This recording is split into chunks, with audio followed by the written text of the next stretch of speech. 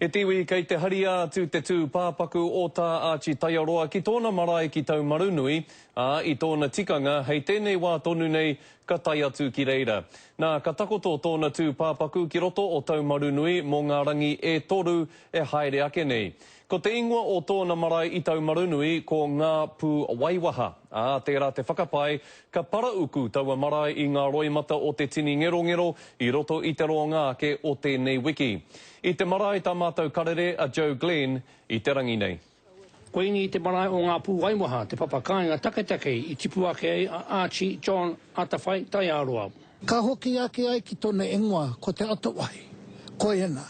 Koena te tāngata i tapa ake ai e tōna kuia te atawai i rungi aia, kāna o aia i runga i tērā te kanga o tōna ingoa ko te atawai.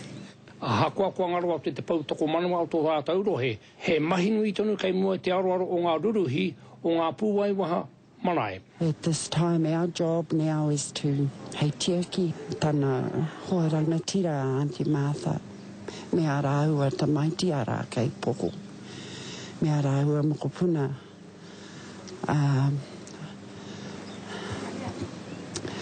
Koina tā mātou mahi i nāia nei. He maha noa tu ngā tauira hei tā ngā uri o whakanui awa tu whare toa me taranaki i tāna hia e tō rātau rangatira. Hei whakapakari a rātau mō ngā tau kei mua noa tu. Ngana tonu ana te iwi o wanganu. Ki te whai i ngā tapu ai o te atau ai. Rātau katoa. Kua tukuna atu hei tukutuku mo te pakitaro o ngā rongo oare. Kia kore ai ware tia. Te utu nui. Engari, ko te kaupapa e rere tonu ana kei roto i te ngākau a tēnā o tēnā, ko te awa tipu e rere rā.